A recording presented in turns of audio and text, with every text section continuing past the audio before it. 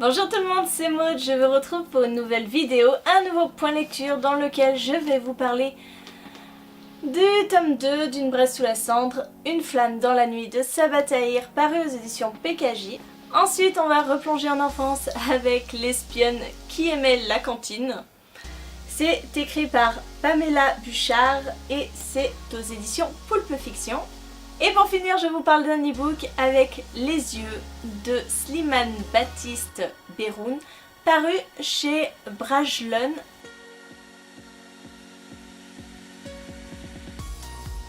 On commence avec Une flamme dans la nuit, qui est donc le second tome, je vous l'ai dit, de Une braise sous la cendre. J'avais énormément aimé le premier tome et ce second tome, je trouve, le surpasse pour certaines raisons que je vais vous expliquer. Dans ce monde de fantasy, les érudits ont été vaincus par les martiaux, ils les réduisent en esclavage. Laïa est une érudite et en fait elle va voir sa vie complètement changer lorsque des martiaux, des masques plus particulièrement, vont rentrer chez son grand-père et sa grand-mère, arrêter son frère et tuer ses grands-parents sous ses yeux.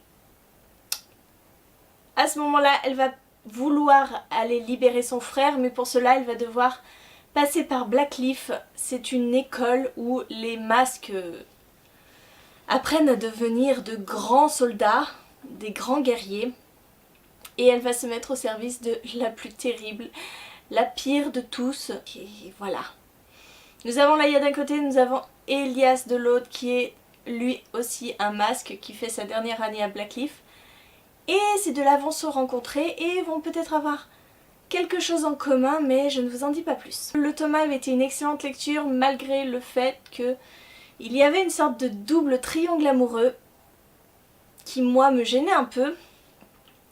Et en fait dans ce tome 2, on n'a plus ça. Tous les personnages sont un petit peu éparpillés. Ici nous suivons le point de vue de trois personnes, Elias, Laïa et Hélène, et j'ai été hyper contente de suivre Hélène parce que c'était un personnage que j'aimais pas forcément dans le tome 1, pas vraiment, et mon dieu quelle évolution dans ce tome 2, j'ai eu beaucoup d'empathie pour elle. J'ai un petit peu délaissé les autres même si ça ne m'a pas gênée. D'habitude dans les livres, quand il y a cette sorte de séparation entre tous les personnages, j'ai un petit peu tendance à décrocher parce qu'il y a toujours une intrigue qui est plus intéressante que l'autre. Et là, en fait, les trois, entre Elias, Laïa et Hélène, j'étais toujours super contente de les retrouver. Que ce soit l'un ou l'autre, il n'y a pas de temps mort, il y a de l'action, il y a des révélations, c'est trop bien. C'est trop bien, j'ai adoré vraiment ce tome 2, je suis passée à vraiment ça du coup de cœur. Je lui ai mis un 19 sur 20. C'est pour vous dire que j'ai aimé ce livre et je vous le conseille parce que c'est de la très très bonne fantaisie avec un petit côté dystopique puisqu'il y a les deux peuples, un qui opprime l'autre. Voilà, on est un petit peu dans cette thématique là et je ne peux que vous conseiller parce que cette saga est vraiment top et c'est un page turner, on peut pas s'arrêter de lire, c'est pas possible. On part sur quelque chose de bien plus jeunesse puisque il me semble que c'est à partir de 8-9 ans ce livre. C'est L'espionne qui aimait la cantine. C'est un deuxième tome, je ne le savais pas au moment où j'ai demandé ce livre aussi à la maison d'édition. Mais chaque livre peut se lire indépendamment puisque nous sommes dans une sorte de petite enquête dans chaque tome. Donc merci à Poulpe Fiction pour l'envoi de ce livre que j'ai bien aimé, mais ça reste vraiment trop jeunesse pour moi. Mais je suis sûre que ma fille sera ravie de le lire quand elle sera en âge de lire ce genre de livre. Parce que ça se lit très vite, hein. C'est écrit très gros, il y a des petites illustrations à quasiment chaque page. Et c'est mignon, c'est une histoire très mignonne où Isa et sa bande d'amis vont accueillir dans sa classe, dans leur classe, une nouvelle élève qui vient d'Angleterre et qui est très étrange, qui ne parle pas alors qu'on leur a dit qu'elle parlait très bien français.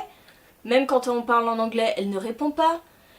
Elle a un comportement étrange et le pire de tout, c'est qu'elle se resserre à la cantine. Alors que tout le monde sait que le hachis parmentier, c'est pas bon et que personne ne le mange. Donc voilà, Isa va partir dans des grandes envolées et elle va partir du principe que cette fille-là, en fait, et ben tout simplement c'est une espionne. C'est un livre que j'ai lu en une petite heure.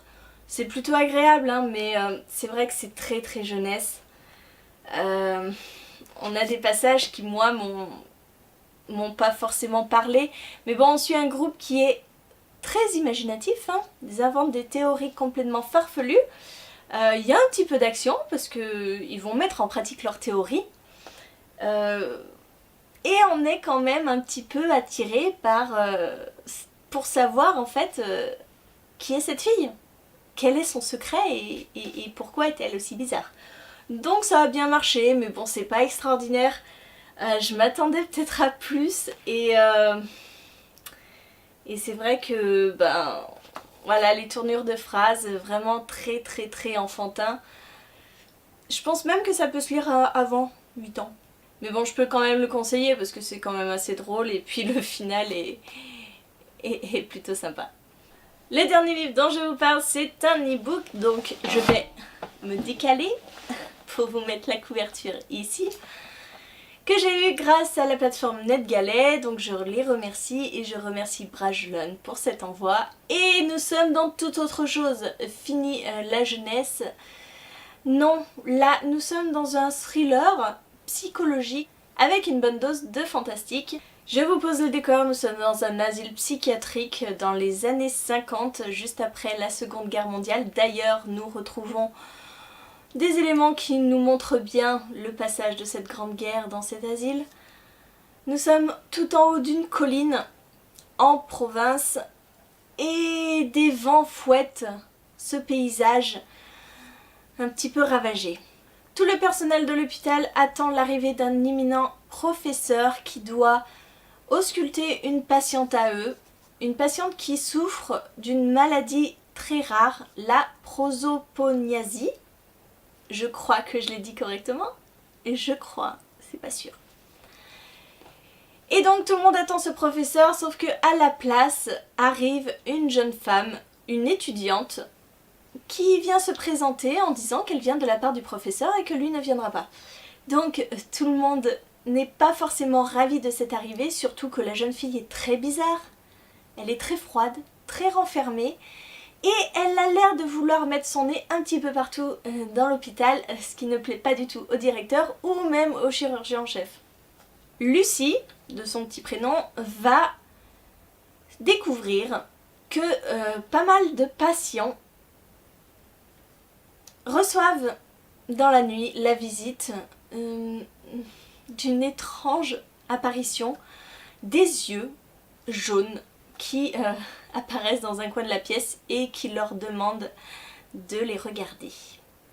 Sauf que quand on les regarde, généralement, il ne se passe pas de bonnes choses. Je peux vous dire que ce livre est très très très très angoissant, déjà de par ce huis clos dans cet hôpital psychiatrique avec ces patients qui sont complètement déjantés. Il y en a qui sont très très flippants, il y a des tueurs en série, il y a des personnes, on dirait, qui n'ont rien à faire là et pourtant elles cachent quand même beaucoup de choses pas très nettes. Le personnel, je ne vous raconte même pas, les gardiens, les aides-soignants, tout le monde est hyper louche. Bref, c'est une ambiance bien glauque que l'on a dans ce livre et on a une très grosse part de fantastique. Je vous le dis direct, l'explication de ces yeux jaunes, ce n'est pas quelque chose de rationnel, c'est quelque chose, on part dans du fantastique et pour mon plus grand bonheur parce que j'adore ça. Le livre est plutôt bien fait, moi j'ai vraiment adoré, surtout de par cette héroïne qui est très spéciale. Lucie, c'est un ovni. Cette fille, on ne comprend pas. Au début, on se dit elle est encore plus folle que les autres. Et au fur et à mesure, on connaît son histoire, on arrive à comprendre ce qui s'est passé et pourquoi elle est comme ça.